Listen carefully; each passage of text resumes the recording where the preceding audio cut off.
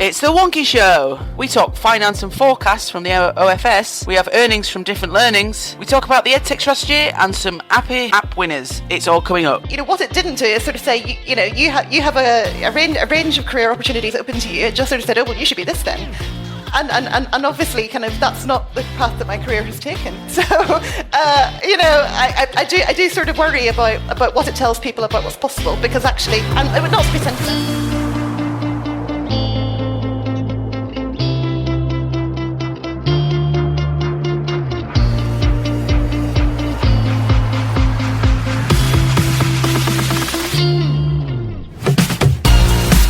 Welcome to the Wonkhe Show, your direct way into higher education, policy, people and politics. I'm Rachel Firth and here to scramble across the scree of higher education policy. As usual, we have three excellent guests.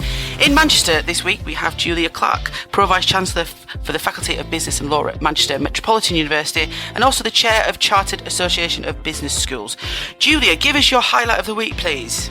Well, I think my highlight of the week was actually yesterday evening. We had the launch of our marketing apprenticeships student programme, but also I managed to get myself locked in the building afterwards and had to call security. So. And in London this week, we have Johnny Rich, Chief Executive of PUSH and the Engineering Professors Council.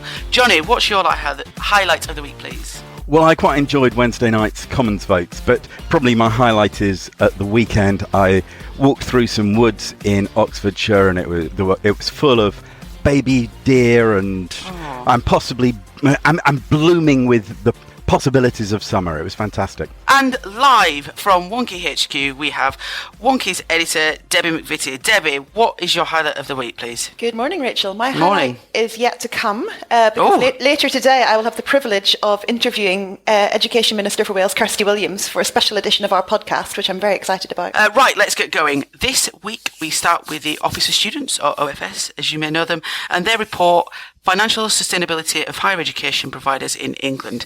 So, Debbie, what were the highlights or the points of interest in this report for you? Well, it's what the press has been reporting this morning, is that the Office for Students has identified that universities have collectively been quite optimistic in their predicted student number growth over the next 5 years. So 2/3 are expecting growth of more than 5%, which would create an aggregate projected growth of more than 10% over the next 4 or 5 years. And the point OFS is making in their assessment is that this is probably quite unrealistic when the 18-year-old population is still in decline for at least the next couple of years. It's notable that predicted growth is highest in the institutions with the lowest tariffs, which makes sense if you consider that those are the institutions that are most likely being hit by the removal of student number controls and who may have lost some of their students to market competition.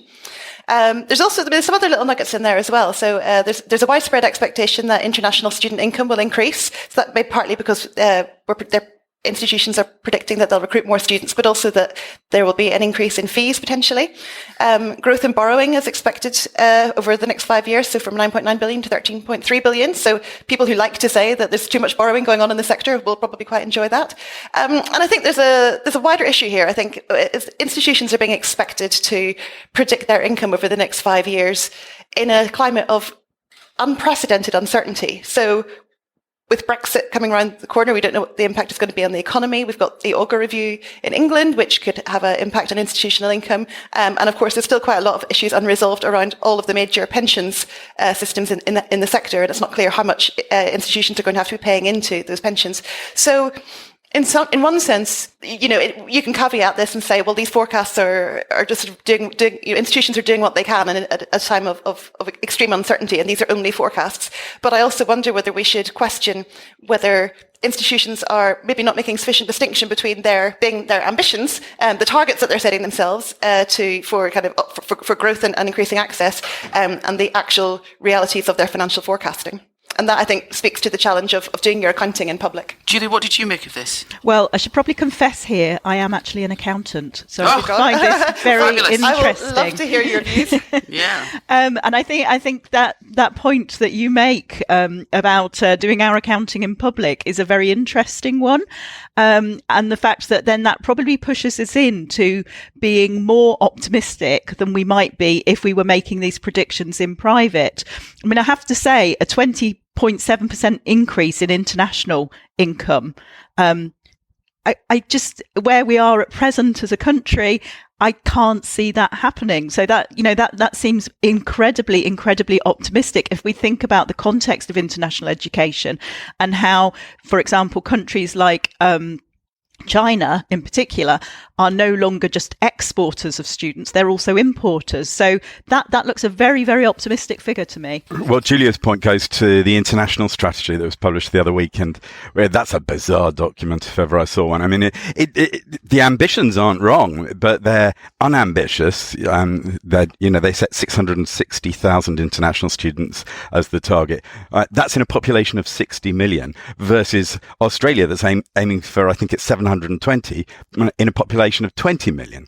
And the UK is hoping to achieve this, though, without actually doing anything. The 6-month post-graduation visa versus Australia's 2 to 4 months. 2 to 4 years. We're not doing anything to actually make this country more attractive. In fact, we're doing everything we can to make it less attractive. We're running into the brick wall that is Brexit at full tilt, and covering our ears and shouting, "It's all okay, la la la," not listening. It's quite ridiculous to hope that we will achieve these international goals unless things radically change, and the sums just don't add up. You can't have everybody thinking they're going to do better than average. Half have to be wrong, and if you it goes back to an issue that's been discussed on the Wonkhe podcast time and again about what happens if institutions go bust. And the government has got to work out a solution to that, because this isn't just students it would damage. It's not just academics it would damage. It's whole communities. It's like the mother of all Nissan plants going bust. A big university in a town going bust would have huge impact on the regional and national economy. I was just going to say, I think that is a really interesting point, because we know there are certain cold spots in terms of higher education. So this idea that it's the Office for Students who are identifying those potentially risky providers that are in risk of not being viable or sustainable, and that they will intervene.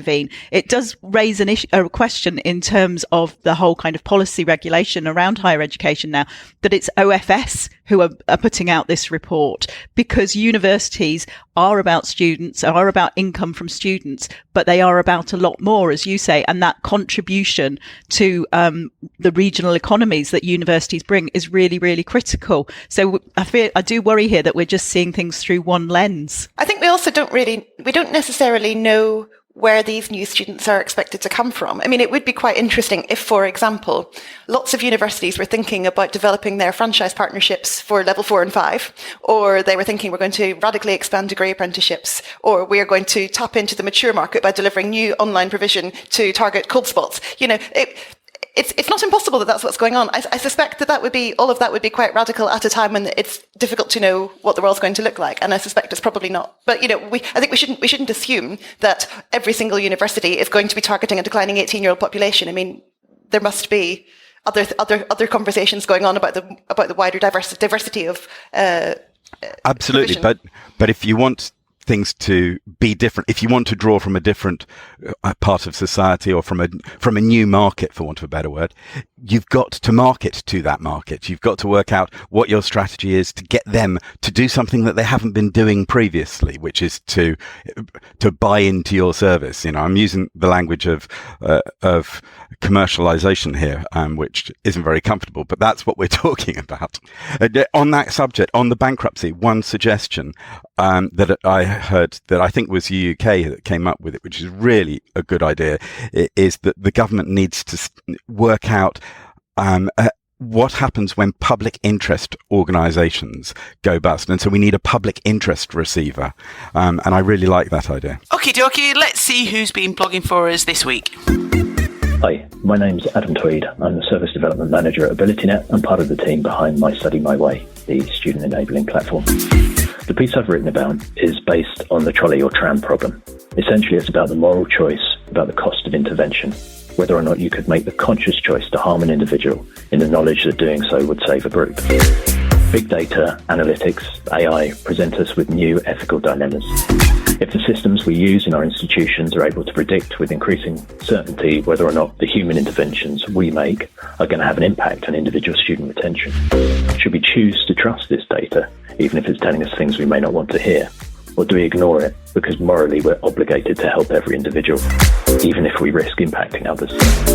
I don't suggest an answer, but I think it's a discussion we should be having.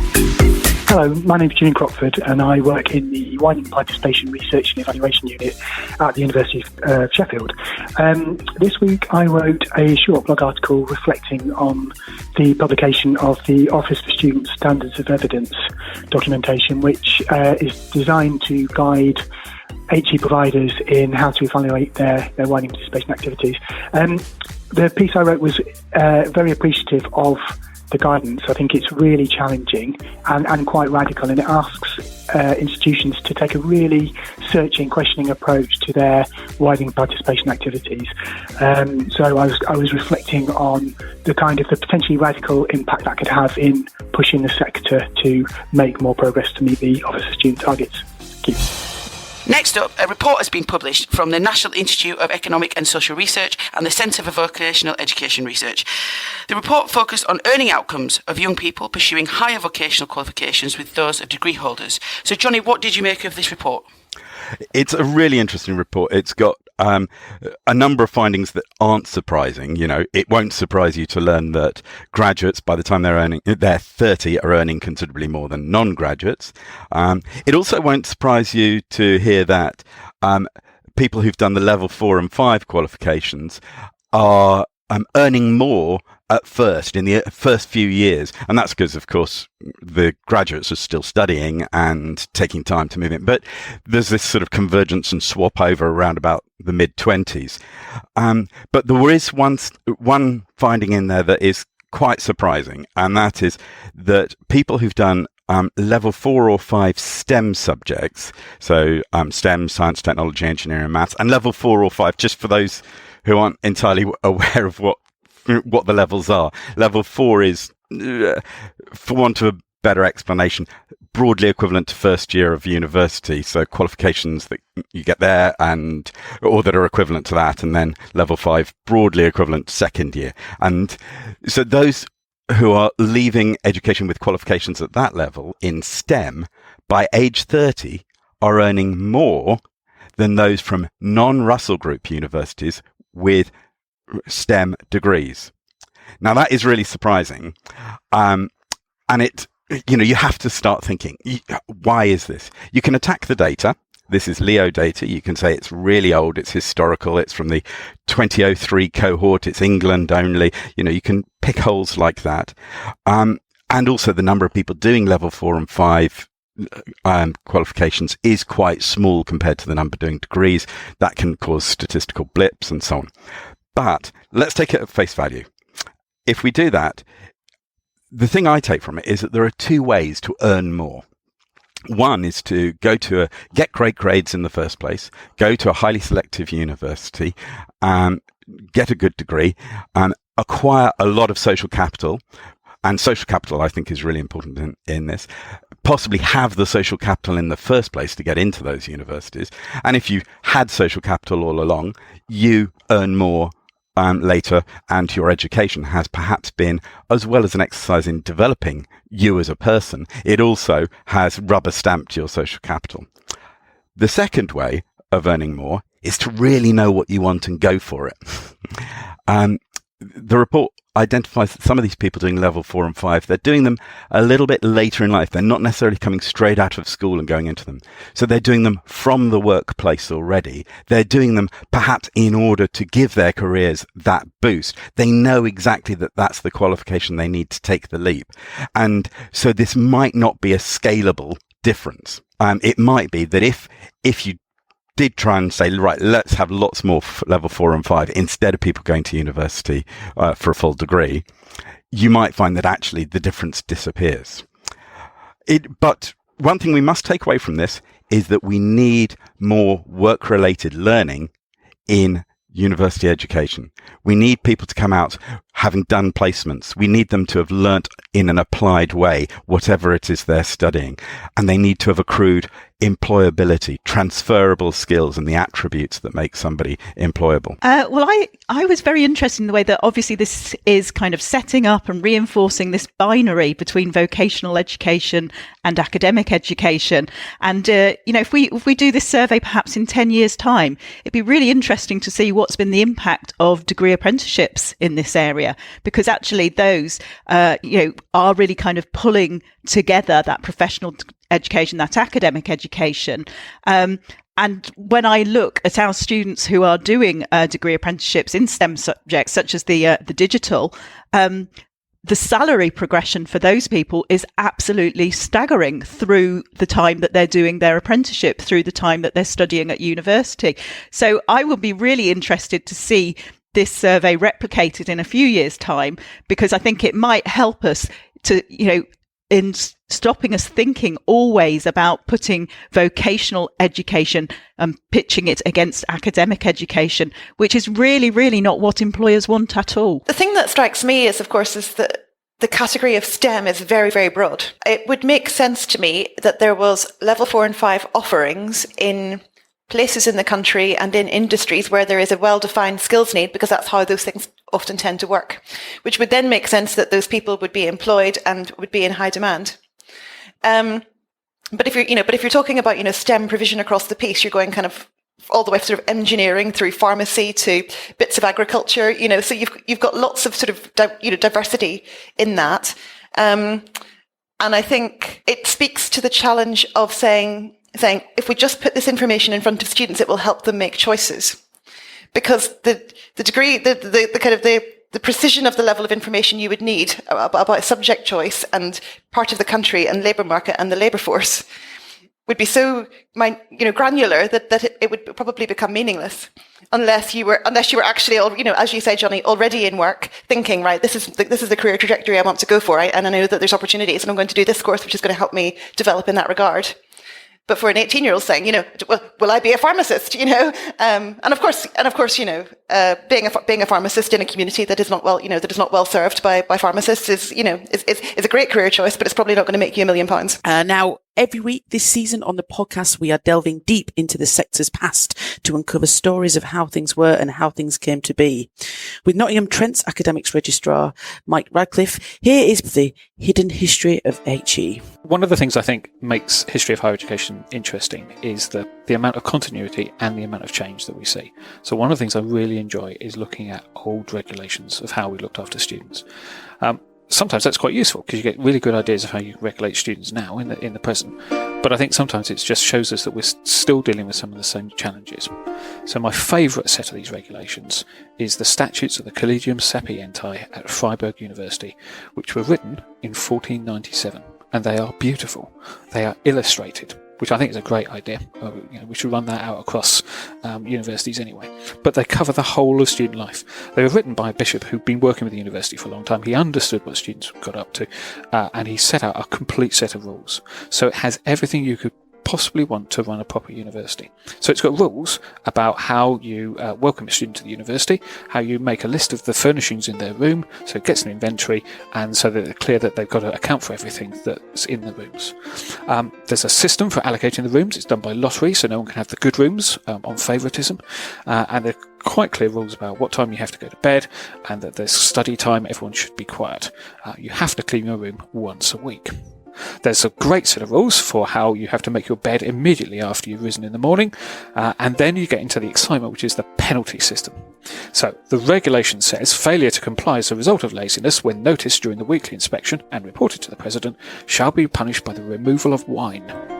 If this should happen frequently, the scholar in question shall be deprived of his bed. Now, the great thing about all of these regulations is basically the tariff system is how much wine you have removed for the different infringements you go through. Now, we have to remember that obviously wine was a different kind of commodity. It was, a drinkable drink. It wasn't quite the same as, having your vodka-based confection taken away from you by the university, but that's how it works. You go through and you get all these punishments. So there's a whole bunch of things that these people are not allowed to do. They're kind of clerks in lay orders there, so they're kind of semi-religious, but it's very clear there's lots of things they shouldn't be getting on to. So there's to be no loose, frivolous or obscene song, no blasphemy, and no kinds of boasting. Dice, cards, and sticks for casting lots on all games of chance are forbidden. Disregard of this rule should be punished with the loss of wine for a week. Chess, however, is allowed. And it goes on. So there are these lovely things. So again, one of the things we do is we often contrast ourselves with people in the US. So there's a lot of very clear rules about no arms allowed. So you have to hand your sword into the president when you arrive at the college. If you need it back, you can go and get it when if you're going outside town, but you're not allowed to keep it in the hall. And there are very clear rules about no fighting in the college and what you do with it. And as you go through the sets of regulations, each has this wonderful little illustration showing you exactly what's going on. So there's everything is beautifully set out and laid out. But it's a pocket set of rules, and most of it, probably apart from the swords, is entirely applicable to the modern university. Next up, the Education Minister, Damien Hinds, has announced the Department for Education now has an EdTech strategy, which covers schools, colleges, universities and other providers of education. So, Debbie, what does this strategy mean for universities? Well, I'll begin by saying what's in it, because Yes. I appreciate that not all of our listeners will have combed through it with a degree of detail that I have. I don't know. They've been up all night. I'm just hypothesising. But I mean, basically what this is, it's the Department for Education bringing together a number of recommendations in areas like improving tech infrastructure. This is for sort of schools, colleges, universities, so the whole education sector. Developing capability in education providers to kind of know what sort of tech they need and use it. Refining kind of procurement processes so that providers can get the best deal and the right sort of tech. Developing better kind of protocols around cybersecurity, the protection of data, and there's also launching a number of big challenges to the sector to address problems such as cutting time for teachers, marking, and improving communication with parents and that sort of thing. And of course, JISC has a huge role to play in delivering on these issues for the higher education sector. And I think there's some debate on the site today for regular Wonkhe readers about whether this is a good strategy or whether it's kind of basically rehearsing some old stuff. But for me, I think it's a fascinating case study in what the role of government should be. Because you've got lots of different things going on. So one thing that the strategy is trying to do, it's trying to define the desired outcomes. So it's saying, well, we're not going to let the market decide what is desirable to happen in EdTech. We want to do that as we want to convene a conversation about that and actually set it out and set out a vision. It's trying to address market failure, because I think there's something about the way that technology happens with public sector providers and public interest providers, in which there's quite a lot of inequity in the information held by providers of tech and procurers of tech, and that can kind of create sort of silly outcomes. There's a sort of implication that it's probably quite important to protect the public sector from being taken advantage of by unscrupulous tech providers who are kind of selling the latest snake oil as, this will transform your student experience. But there's also endeavour to support the UK edtech industry, recognising there's quite a lot of innovation and positive things going on, and lots of SMEs quite active in this area, and it's really important that they be given access to the buyers whose products they were designed for. And then there's also a little bit in there that says, well, actually, as DFE, we're an important provider of digital services, and we probably could do that better. And actually, that's where I think they could probably have gone into a bit more detail about exactly how they're going to, as a government, sort of set a standard there. The strategy is not very strategic. These sorts of things often aren't. Michael Barber would certainly frown at the absence of defined deliverables checked in on a weekly basis.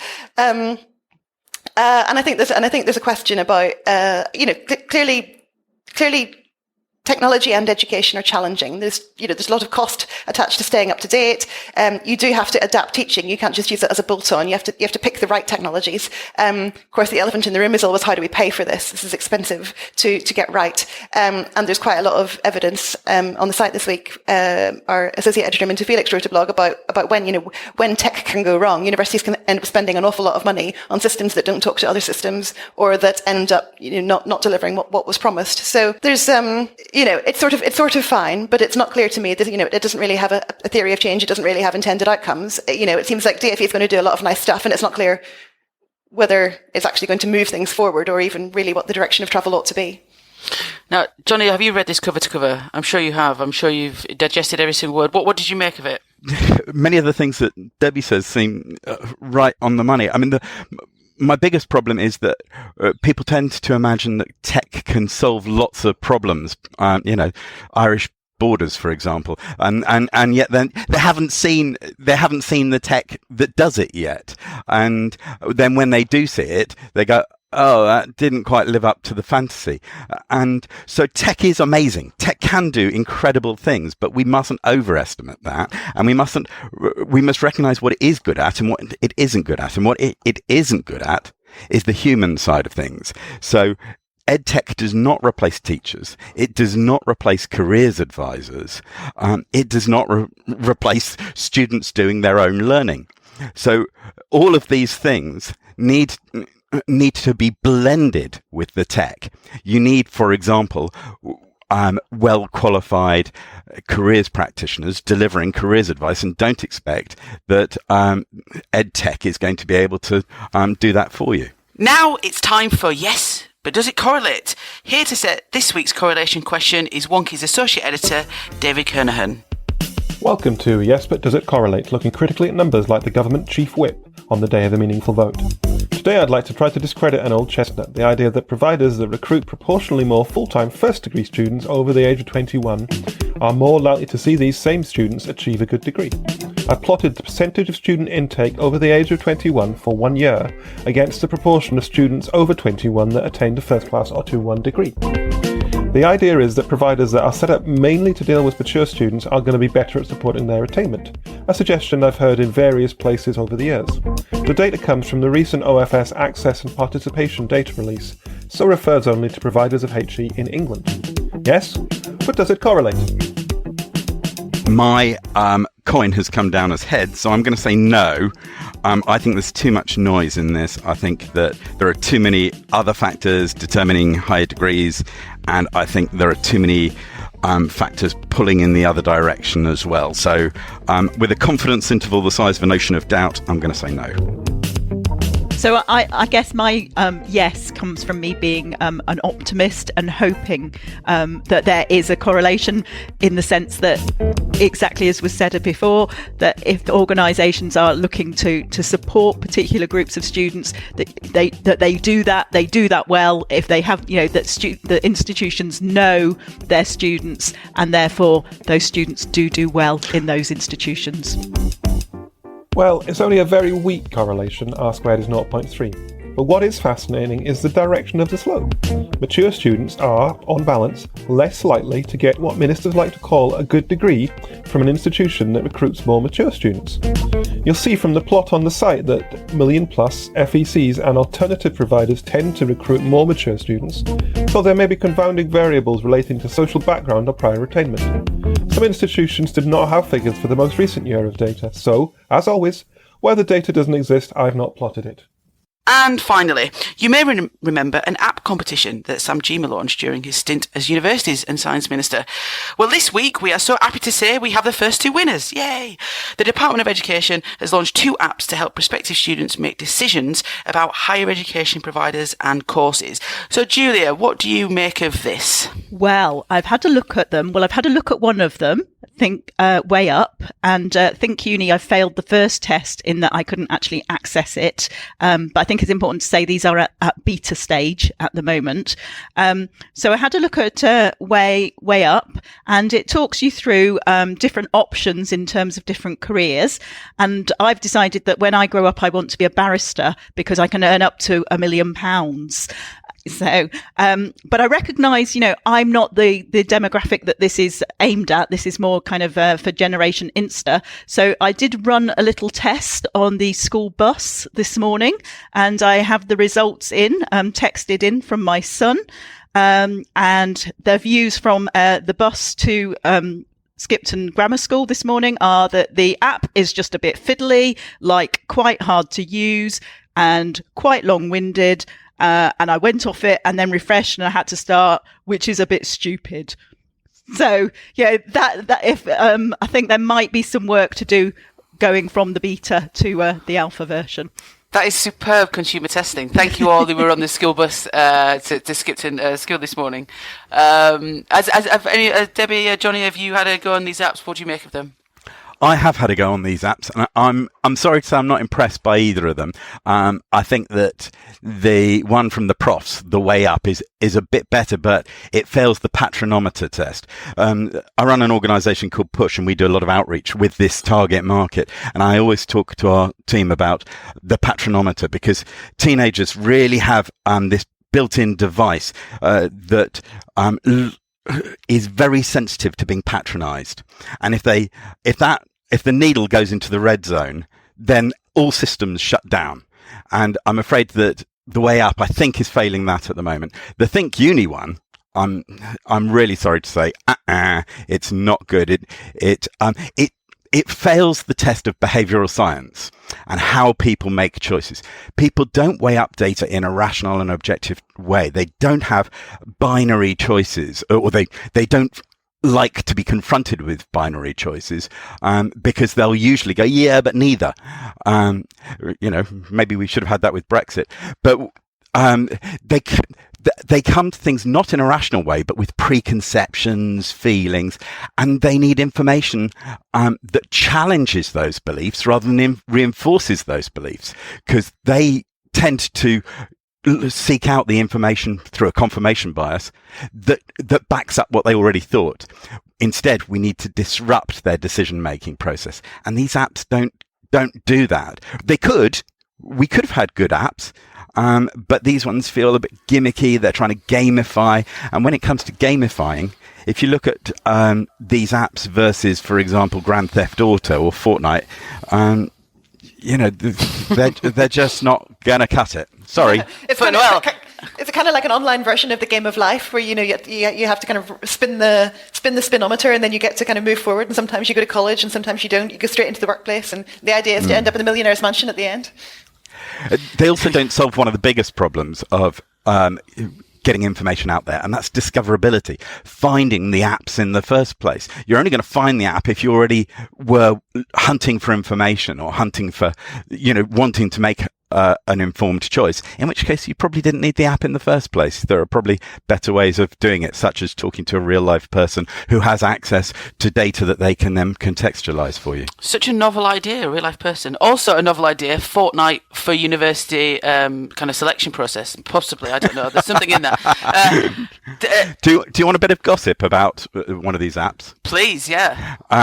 One of the directors of The Profs, which came up with The Way Up, is a guy called Rory Cook, who is the son of our very own Mary Cook, the grand dam of higher education. But he is a very impressive individual by all accounts in his own right. So I don't want to suggest that Mary's influence is anything other than providing good genes and good upbringing. Excellent. Thank you for that inside knowledge. Debbie, have you had a look at these, or generally what do you think of these apps, is this the kind of way to go? I think there's all kinds of issues that have been kind of well outlined by my colleagues. They are in beta, and I imagine that extensive user testing and development is going to be the sorts of things that these app developers are going to spend their wodge of cash from the Department for Education, or I certainly hope it is. I'm very sceptical, as Johnny is, about whether an app-based, whether you can just provide information via an app, whether an app is going to solve our problems. It does, and I don't think there's anything really very new here. It reminds me of, I think, when I was about sort of 13 or 14, and I had to answer a series of questions in my school's computer suite about my interests. And, I said, I like writing, and I'm quite organised, and, I love to read and think about the world. And it came out and said, well, you should be a secretary. That's brilliant. And I thought, there's obviously nothing wrong with being a secretary. And, Sorry, not at all. I love that. Sorry. But it's sort of, what it didn't do is sort of say, you have a range of career opportunities open to you. It just sort of said, oh, well, you should be this then. And obviously, kind of, that's not the path that my career has taken. So, I do sort of worry about what it tells people about what's possible, because actually, and not to be sentimental, but you can always, you should focus on what you want to do and who you want to be, not what an app is telling you can be.